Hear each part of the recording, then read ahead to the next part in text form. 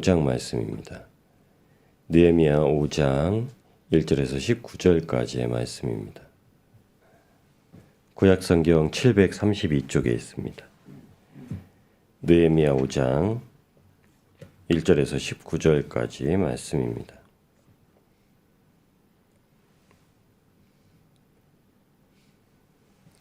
다 찾으셨다면 저희 한 목소리로 봉독하시겠습니다.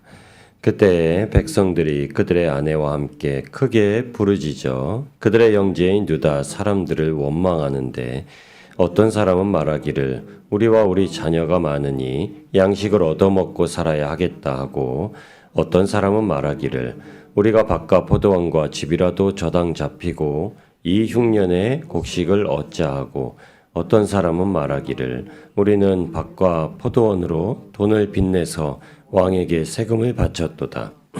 우리 육체도 우리 형제의 육체와 같고 우리 자녀도 그들의 자녀와 같거늘 이제 우리 자녀를 종으로 파는도다. 우리 딸 중에 벌써 종된 자가 있고 우리의 밭과 포도원이 이미 남의 것이 되었으니 우리에게는 아무런 힘이 없도다 하니라.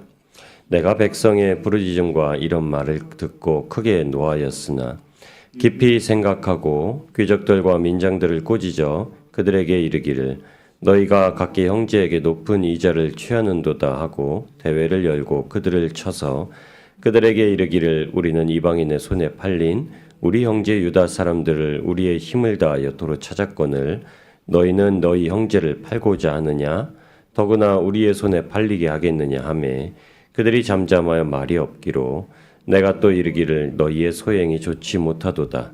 우리의 대적 이방 사람의 비방을 생각하고 우리 하나님을 경외하는 가운데 행할 것이 아니냐. 나와 내 형제와 종자들도 역시 돈과 양식을 백성에게 구워 주었거니와 우리가 그 이자 받기를 그치자. 그런즉 너희는 그들에게 오늘이라도 그들의 밭과 포도원과 감람원과 집이며 너희가 구워준 돈이나 양식이나 새 포도주나 기름의 100분의 1을 돌려보내라 하였더니 그들이 말하기를 우리가 당신의 말씀대로 행하여 돌려보내고 그들에게서 아무것도 요구하지 아니하리이다 하기로 내가 제사장들을 불러 그들에게 그 말대로 행하겠다고 맹세하게 하고 내가 옷자락을 털며 이르기를 이 말대로 행하지 아니하는 자는 모두 하나님이 또한 이와 같이 그 집과 산업에서 털어버리실지니 그는 곧 이렇게 털려서 빈손이 될지로다 하매 회중이 다 아멘하고 여호와를 찬송하고 백성들이 그 말한 대로 행하였느니라. 또한 유다 땅 총독으로 세움을 받은 때 곧 아닥사스다 왕 제20년부터 제32년까지 12년 동안은 나와 내 형제들이 총독의 녹을 먹지 아니하였느니라. 나보다 먼저 있었던 총독들은 백성에게서 양식과 포도주와 또 은 40세겔을 그들에게서 빼앗았고 또한 그들의 종자들도 백성을 압제하였으나 나는 하나님을 경외함으로 이같이 행하지 아니하고 도리어 이 성벽 공사에 힘을 다하며 땅을 사지도 아니하였고 내 모든 종자들도 모여서 일을 하였으며 또 내 상에는 유다 사람들과 민장들 150명이 있고 그 외에도 우리 주위에 있는 이방 족속들 중에서 우리에게 나아온 자들이 있었는데 매일 나를 위하여 소 한 마리와 살찐 양 6마리를 준비하며 닭도 많이 준비하고 열흘에 한 번씩은 각종 포도주를 갖추었으나니 비록 이같이 하였을지라도 내가 총독의 녹을 요구하지 아니하였음은 이 백성의 부역이 중함이었더라. 내 하나님이여 내가 이 백성을 위하여 행한 모든 일을 기억하사 내게 은혜를 베푸시옵소서. 아멘. 기도하시겠습니다. 주님, 우리가 날마다 깨어 기도할 때 먼저 본이 되게 하신 하나님의 은혜에 감사를 드립니다. 주님께서 우리의 삶의 자리를 돌아보고 언제라도 신앙 가운데 늘 깨어 있을 수 있는 상황과 형편을 볼 수 있게 하여 주시옵소서. 우리의 삶만 챙기는 것이 아니라 교회 안의 형제자매의 삶도 돌아보게 하시고 그들의 삶의 형편과 그들의 마음속의 근심을 알게 하시고 그들이 하나님의 성벽을 쌓고 성전을 쌓는 일에 더욱 힘쓸 수 있도록 함께 나아갈 수 있도록 하여 주시옵소서. 모든 것 감사드리오며 거룩하신 우리 주 예수님의 이름으로 간절히 기도드리옵나이다. 아멘. 여러분, 우리 영혼의 안식처가 오직 주님뿐이시죠. 네, 그런 마음 가운데 먼저 준비되어서 행하는 우리가 되어지기를 주님의 이름으로 축복합니다. 9절 말씀에 이렇게 얘기합니다. 너희의 소행이 좋지 못하도다. 우리의 대적 이방 사람의 비방을 생각하고 우리 하나님을 경외하는 가운데 행할 것이 아니냐. 두 가지를 느헤미야가 이 방백들 지도자들에게 이렇게 얘기합니다. 두 가지를 우리가 먼저 생각해야 된다. 하나는 뒤에 있는 게 더 중요합니다. 하나님을 경외하는 것이고요. 그리고 이방 사람들이 우리의 삶을 통해서 하나님을 비방하지 못하도록 하는 것을 늘 생각하고 살으라고 이렇게 얘기합니다. 우리가 하는 행동 하나하나가 참 귀하다고 주님께서 말씀하시죠. 주님께서 사람들에게 비방 참 많이 받으셨습니다. 근데 어떤 비방이었냐면요. 종교적인 비방이었습니다. 예수님께서 받으셨던 비방은 이방인에게 받으실 비방은 없으셨습니다. 예수님께서 오셔서 하나님께서 말씀하셨던 율법을 완전히 그 뜻을 세부적으로 꺼내서 드러내신 것이기 때문에 외형적으로 보여지는 것만 지키지 않으셨거든요. 그러니까 율법 교사들, 바리새인들, 서기관들은 자기들이 알고 있는 율법에 대해서만 빗대어 예수님을 바라보니까 예수님의 행적이 도저히 이해되어지지가 않는 거였죠. 그들은 장로의 유전이라고 해서 잔과 주발을 씻고 손을 씻고 먹어야 되는 것이 율법처럼 준수되어질 것이라고 이야기를 했었기 때문에 그렇습니다. 그런데 예수님은 신경 쓰지 않으셨거든요. 안식일에 제자들이 곡식 밭을 지나면서 나다를 훑어먹는 것도 뭐 그렇게 크게 이야기를 하지 않으시고 오히려 안식일에 손 마른 자를 회중 가운데 일어나게 하시고 그에게 명하셔서 그것을 회복하고 낫게까지 하셨습니다. 예수님은 그 안식일에 더 중요한 것을 생각하고 계셨죠. 근데 오늘 느헤미야는 다릅니다. 느헤미야는 하나님을 믿는다라고 하지만 절대 믿지 아니하는 이방인들에게 대해서 그들이 이목이 지금 성벽을 짓고 있는 것에 다 집중되어 있다라고 이야기를 합니다. 그런데 그 안에서 성벽을 짓는 일에만 정말 힘을 내야 되는 이 가운데에 성벽이 거의 다 지어졌거든요. 그런데 이제 한 가지 문제가 생겼던 것이 무엇이냐면 교회 안에 흘러나오는 이제 어려운 소리였습니다. 저희가 교회라고 보실 수가 있죠. 근데 어떤 일이냐면 교회 안에서 세상에 녹을 바쳐야 되는데 돈이 없고 그러면 돈을 빌려주고 이자를 받는 이제 형국이 벌어지기 시작을 했던 겁니다. 그래서 원래는 신약에 넘어와서는 돈을 구워주지도 마라. 그리고 이제 다른 일을 하지 마라. 돈에 관련된 일에 대해서 이제 철저하게 하지 말도록 이제 명하고 있죠. 그리고 오히려 사도행전 4장 32절에는 이렇게 얘기합니다. 믿는 무리가 한 마음과 한 뜻이 되어 모든 물건을 서로 통용하고 자기 재물을 조금이라도 자기 것으로 하는 이가 하나도 없더라. 아멘. 이것은 내가 내어놓았다면, 내가 누군가의 삶의 형편을 보고 내어놓았다면 그것을 뭐 빌려준 것이나 뭐 이렇게 여기지 말라라고 사도들이 그렇게 얘기를 합니다. 그리고 이 일이 굉장히 중요했죠. 그래서 사도들이 이 일에 대해서 처음에 힘을 썼습니다. 근데 사도들만 이 일에 힘을 쓸 수가 없었죠. 그러니까 사도들이 이 일에 힘을 쓰다 보니까 말씀과 기도가 조금 등한시되고 분리되는 사건이 벌어집니다.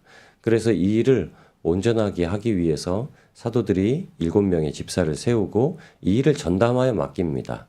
그리고 나서 사도들은 말씀과 기도에 전무합니다. 실제로 이 사건 이후에 뭐 베드로도 그렇고 다 사역의 자리로 이제 나아가게 된 사건이 나옵니다. 그런데도 그들이 나가서 일을 게을리한 것은 아닙니다. 사도 바울이 베드로를 만났을 때 베드로가 사도 바울에게 부탁했던 한 가지는 이 구제하는 일은 절대 이렇게 소홀히 하지 말아달라고 이제 부탁을 합니다. 사도 바울도 이 일은 굉장히 중요한 일이라고 여기고 나중에 예루살렘에 이스라엘에 이제 큰 어려움이 닥쳤을 때 고린도 교회도 그렇고 빌립보 교회도 그렇고 연보에 힘써주기를 간절히 청하고 이를 위해서 형제자매를 돕자라는 일을 했습니다. 지금도 많은 일들이 교회 안에서 구제의 사역으로 벌어지고 있죠. 그런데 더 중요한 것이 무엇이냐면요. 마음을 먼저 이렇게 정하고 하는 일입니다. 구제합시다 이게 아니라 늘 그 마음을 품고 깨어있는 겁니다. 이 마음을 품는 자체가 깨어있는 거라고 얘기를 하죠. 6절 말씀에 6절 7절 말씀에도 이렇게 얘기합니다. 백성들의 죄송합니다.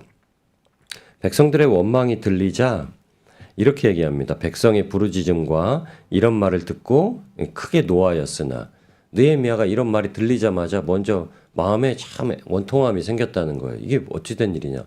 왜냐하면 그 당시 지도자가 느헤미야였기 때문에 이러한 상황을 알지도 못했다는 것조차도 이제 당사자로서 참 힘들게 받아들였던 이제 사건이었죠. 그런데 7절에 이렇게 얘기합니다. 깊이 생각하고 단순히 깊이 생각하진 않았을 겁니다. 하나님께 다시 여쭤봤겠죠. 하나님 이게 어떻게 된 일일까요? 하면서 귀족들과 이제 민장들을 꾸짖어서 오히려 그렇게 얘기합니다. 그러니까 이 사람들은 누구냐면 그냥 평안하게 주변에 함께 일하는 이스라엘 백성들의 그 힘든 상황을 알면서도 그들에게 이자를 계속 받고 있던 사람들이죠. 그러니까 그 깨어있지 못하던 상황을 꾸짖는 거였습니다. 그러면서 얘기합니다.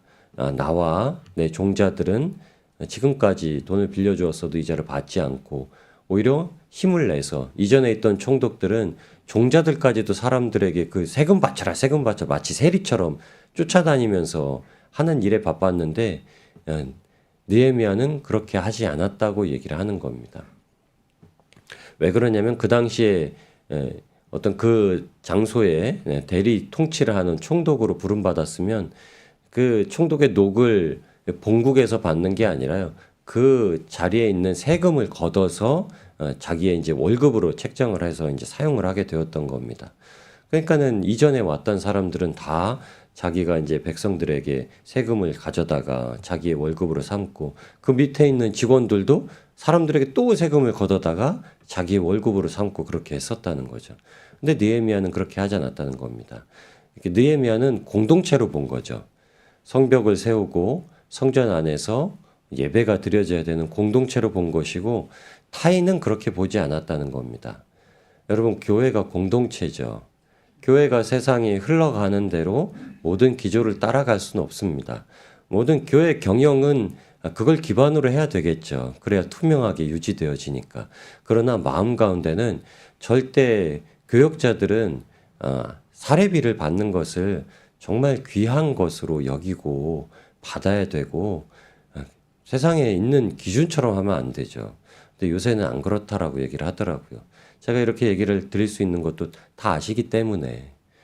부교역자들은요, 교육비도 생각을 해야 되고, 어떤, 집에 지금 거주할 주거지도 생각을 해야 되고, 막 여러 가지 조건을 따져서 교회를 선택하기도 한다고 이제 얘기를 하더라고요.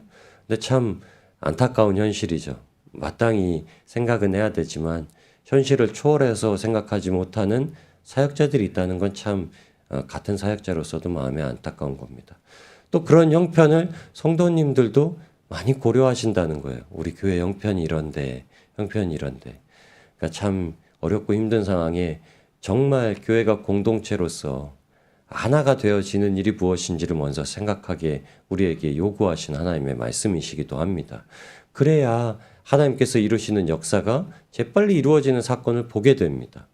아직 이제 성벽을 막 중수하고 있는데 성문을 달지 못하고 이 성벽 재건이 끝나지가 않은 상태에서 이 일들이 벌어졌습니다. 그런데 그 중간에 느헤미야가 12년 동안 있었다고 말하는 사실은 나중에 이제 기록하면서 기재된 것이고 하나님께서 느헤미야를 보내셔서 성벽이 재건된 건 아주 이제 찰나에 52일 만에 시작한 지 52일 만에 이제 벌어지는 일이죠. 이 사람들의 마음 중심이 다시 세워지고 사람들에게 이자 받기를 그치고 그들이 쓰러 필요한 물건들을 다시 돌려두게 된 사건 이후에 성문을 이제 준비할 수 있게 됩니다. 내일 본문 6장 본문에 보시면 마지막 이때 이 사건이 왜 벌어졌는지를 이제 알게 하세요. 마지막 시험이 옵니다. 어떤 사건, 한 가지 사건이 이루어졌을 때 하나님께서 허락하신 사건을 완전하게 이루게 되기 전에 마지막에 한 번 더 미혹의 사건이 오게 되는데 이 미혹의 사건을 이길 수 있는 연합의 힘이 바로 여기서 나옵니다.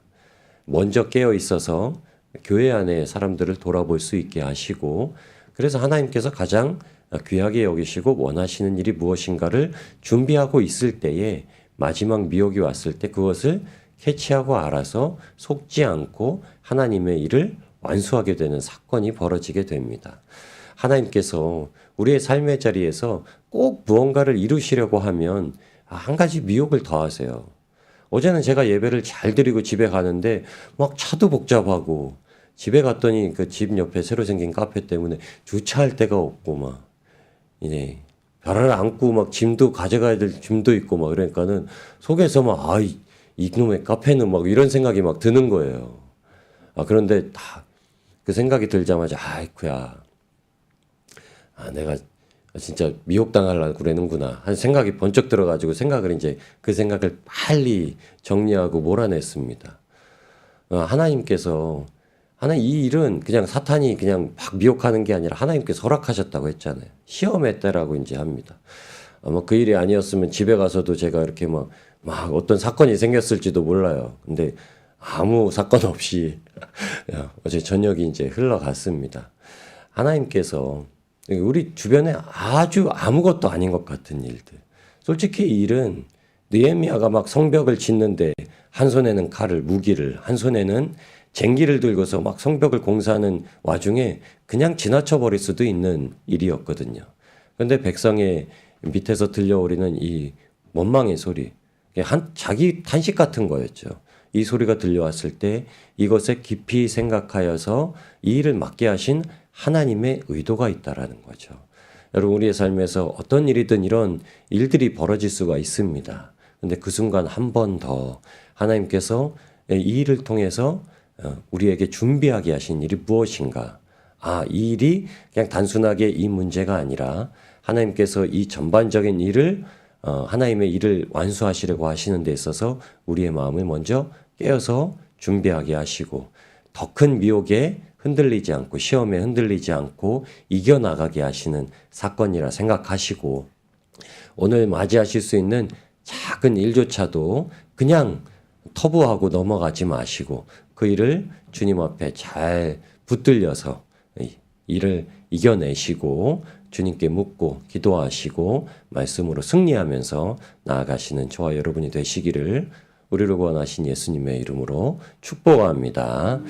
저희 함께 기도하시면서 나아가시겠습니다.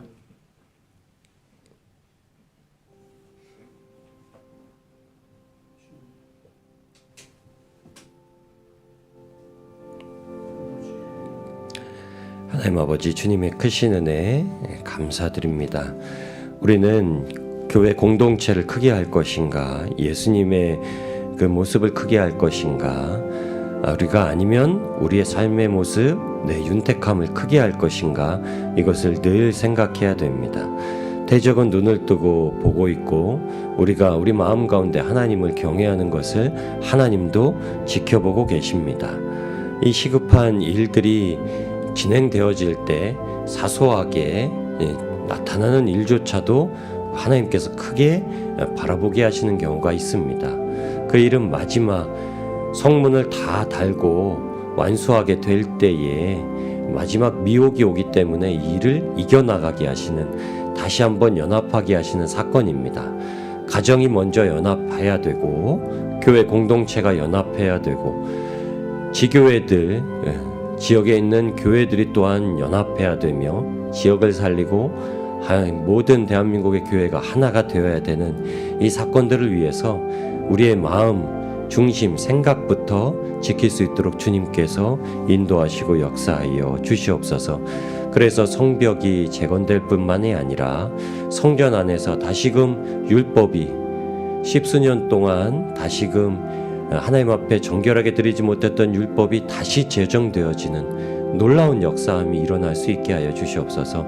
이 땅의 부흥이, 이 땅의 교회의 부흥이, 이 땅의 사역자들의 다시 하나님을 향한 열정과 야성을 회복하고 이 땅의 성도님들의 기도의 불과 무릎의 기도가 다시 일으켜지는 놀라운 일이 오늘 하루 우리에게 주신 이 말씀을 통하여서 역사되어지기를 소망합니다.